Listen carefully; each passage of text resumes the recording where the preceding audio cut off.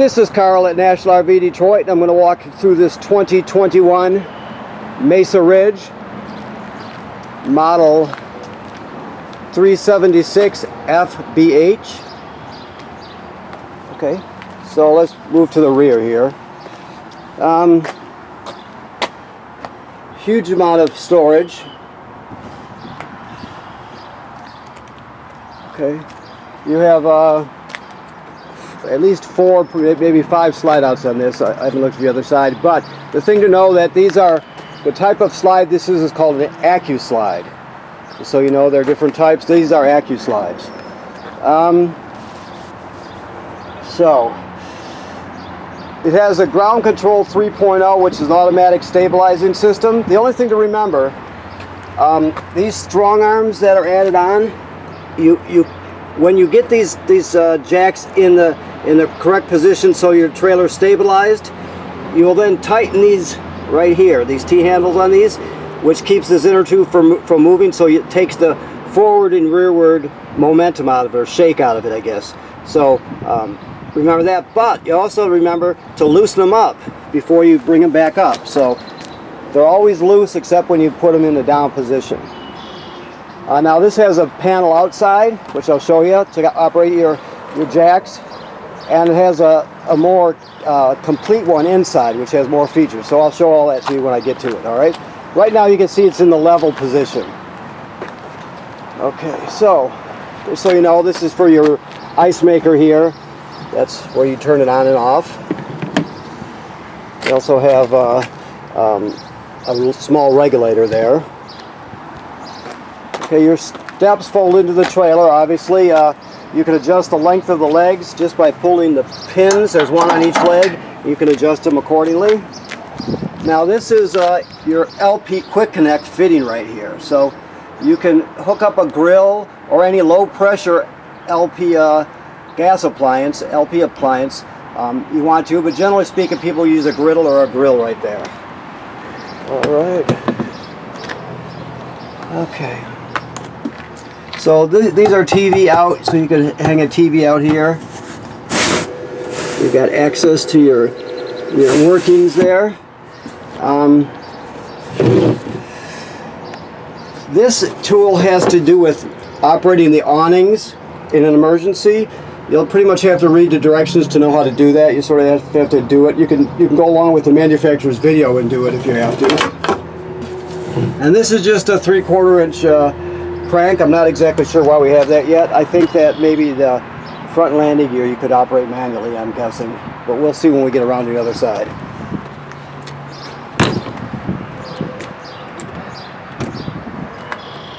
3 20-pound LP tanks. So you got 2 on this side and 1 on the other side. Okay. Automatic changeover regulators. Okay. So you have 2 batteries wired together. They're 27 series batteries. They're wired together at 12 volts, so it's just double the storage. Okay.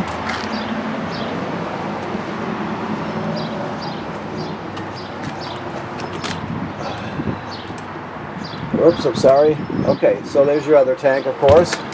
Now there's 2 things in here well, 3 things really.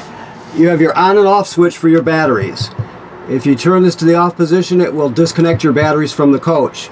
The only time you ever want to do that is when you're in storage. So if you put it in storage for a period of time, it'll keep it from draining down as quickly. So you can disconnect it. All other times you keep that on because the converter charges the battery, the tow vehicle charges the battery, so you always want to have that on. This is an inverter here. This inverter converts 12 volt DC into 110 AC, and this is strictly used for your refrigerator. So you can, as long as you have a charge line that's working on your tow vehicle, you can actually pull this down the road, and it'll keep your refrigerator cool. Now there's also a converter in the trailer which does just the opposite. It converts AC to DC power. This one goes from DC to AC. Okay, inversion and conversion. Okay, so this is a limited in the function. You can auto level, auto hitch height. Hitch height is just the last level. Let's see, the height of the front end before it was auto level the last time. I guess it always saves the last one, so it only stores one, and it's the last height used. So if you went to hitch height, theoretically you can just, after it retracts the jacks and it sets the height of the front end, you could just slide right underneath with your truck and hook right up. You can also retract all, but that'll make it nosedive. Keep that in mind. It's good for checking fluid levels, things like that. But okay, now to turn this one on, you just push the up and the down button here, like this. Let me show you. At the same time, and so it lit up. Okay, there's no off switch. It'll turn off by itself. Okay, and also there are directions right here. Okay, so you have two sets of tanks. These are your front gray and black tank. The black tank, of course, is toilet water and waste. The gray is sink and shower water. And there's where your dump hose goes. Now, you have another one back here. Let's get through here. Right here. And so this does the same thing. It's a black tank and a gray tank. Now, keep in mind that you have black tank flushes. This is the front and this is the rear. So after you dump the rear, for example, you would leave the black tank valve open, right? Then you'd hook your hose at the dump station right here, turn it on and flush out the inside of your tank. You do the same thing to the front. It just helps cleans off the sensors, just cleans them out in general, okay? This is a faucet, obviously, in that coiled sprayer clips onto there. If you're using fresh water, you're just going to hook right up to here. It's regular city water. Let me see here. So basically you have different configurations for these valves. Right now I'm seeing what it's set to. This one is set, actually it's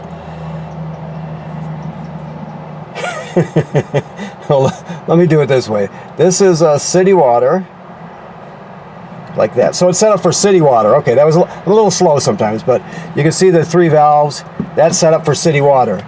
Now, if you wanted to fill your onboard tank, you would change them all this way, for example, and the water will still go in there, but it'll fill your fresh water tank. That way you can pump it. If you go to a state park that doesn't have plumbing on the campsite, for example, you can pre-fill your tank.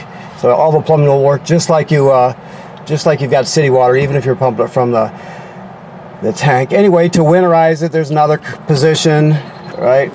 And to bypass the water heater, there's another position, so it does everything you need. I'm going to set it for city water right now. So there we have it for city water. Okay, this is just cable and satellite through to the inside of the trailer. And there's a light, of course. You can bring your shore cord, or I'm sorry, your water hose up this way and hook it on right there. Okay. This is a 50 amp service, so you got a 30-foot long 50 amp power cord and reducers. All right. Let me pick up the pace a little bit here. Now this housing up here tells us this is pre-wired for a backup camera, so you can get a backup camera for it. We do sell them here if you're interested.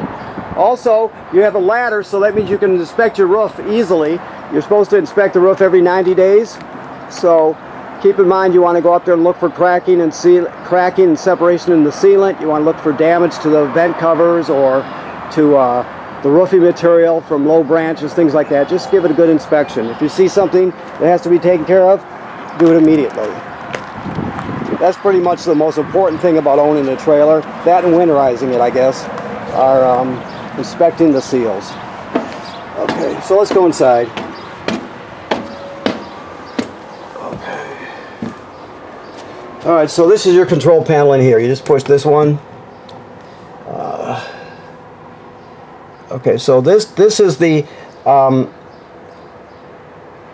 expanded version of your panel up front to operate your jack. So you can see you've got the same thing here. There's just more functions. You can actually scroll and pick out different functions. Anytime you select one, you'll scroll to it and then push enter, and so you can do all that. Also, you can do your slide outs, your lighting from here. It does all your panels, you know, your oops, I'm sorry, all your there you go, all your tanks and your levels and that sort of thing. I'm having a hard time getting it out. This one's for your lightings here, so okay. All right, I think I got it. All right. This is for your power roof vent. You just turn it on, and you can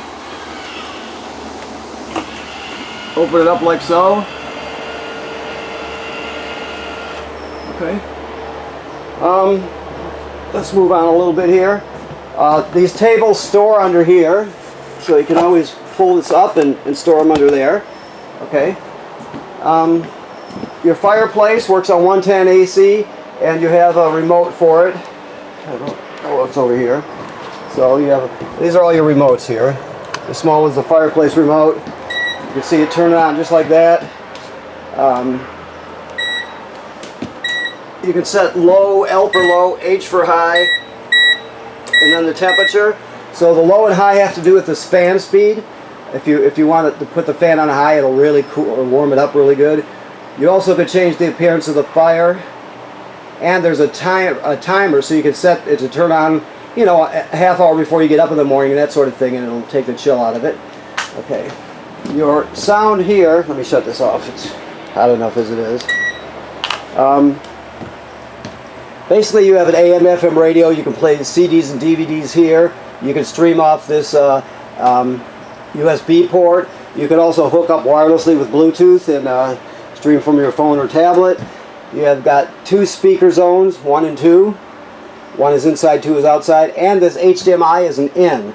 So if you want to go into the system, let's say with a portable Blu-ray player or one of those game machines kids use, you could, for a rainy day sort of thing, you can do it. You can go right into the system right there. Okay. Your TV is strapped into place, but it does swing out. Your refrigerator works like any other refrigerator. Like I said, it works on 110 AC.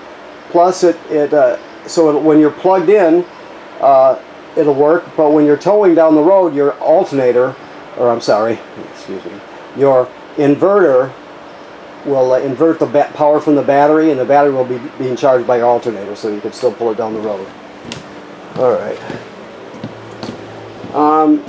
Range hood and vent, 2-speed vent, so you can vent that way.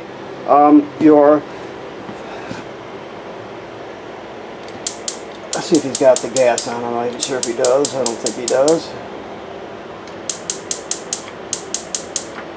Let me go turn one on. I think he's got it shut off.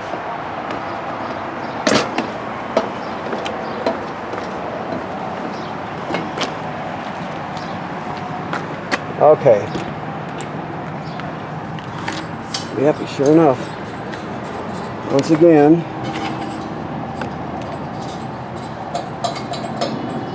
Okay, there we go.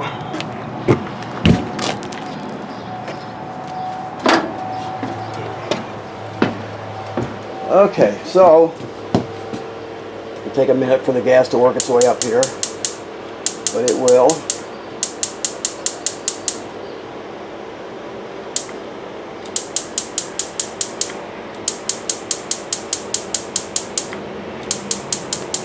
There we go. So now that it's the gas is in the line, it'll just light up quickly. The oven works like any other oven, of course.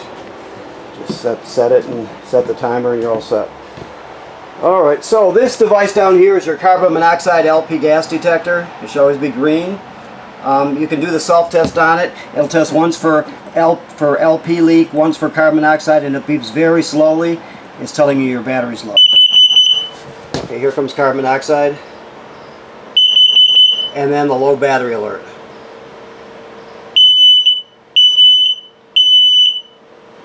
Okay, and then back to green. It should always be green, if not, get it serviced.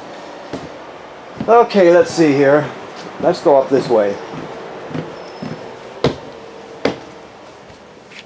Okay, so you have 2 fold-out hide beds, and they're foam panels. So you're just going to pull the back cushions off, grab it down here, and pull it out. Drop the legs, and you've got 2 of them. Also, you have a toilet and a sink in here with a vent. Now, the toilets are like any other RV toilet. You have to have water in the tank before you use it. So this one has a flush pedal right there, of course.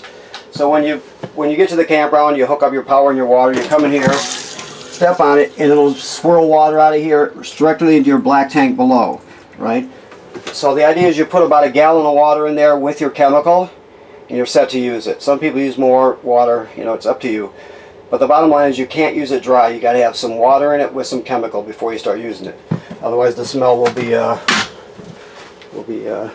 serious. Let's put it that way.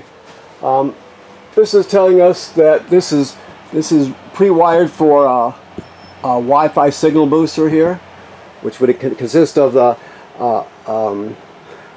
antenna on the roof, and then it'll have a router inside the trailer here. Okay, you get a dorm refrigerator here, your TV obviously. Let's look around here. Storage.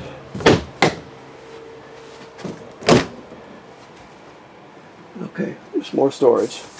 All right, let's move it down. Also, this is another power fan. This one's right here, so you can operate it from here. All right. So let's move towards the rear here.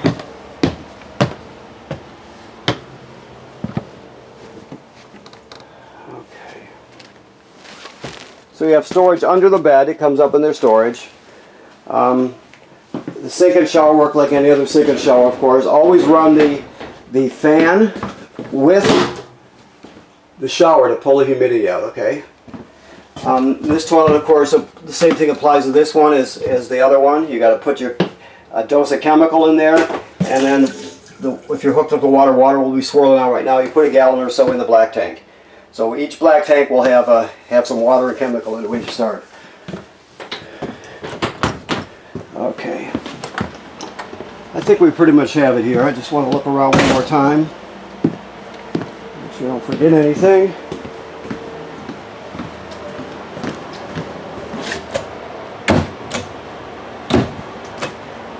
Okay, this device right here, I'll show you where I'm at here.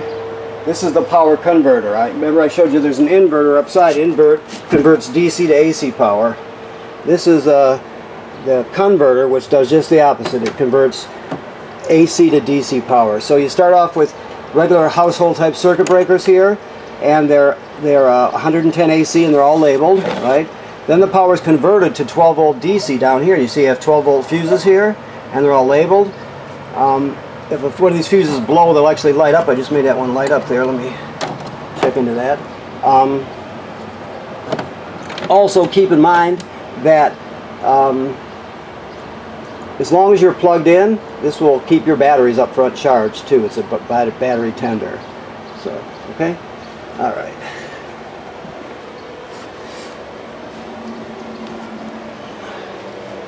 I think that about does it. Let me look around here. Yep, I think we got it all. So first of all, I want to thank you for purchasing your trailer here at National RV Detroit.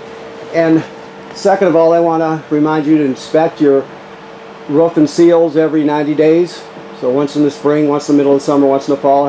Go up there yourself or have someone else go up there. Be very careful. And just make sure everything's in good shape, okay? Thank you very much.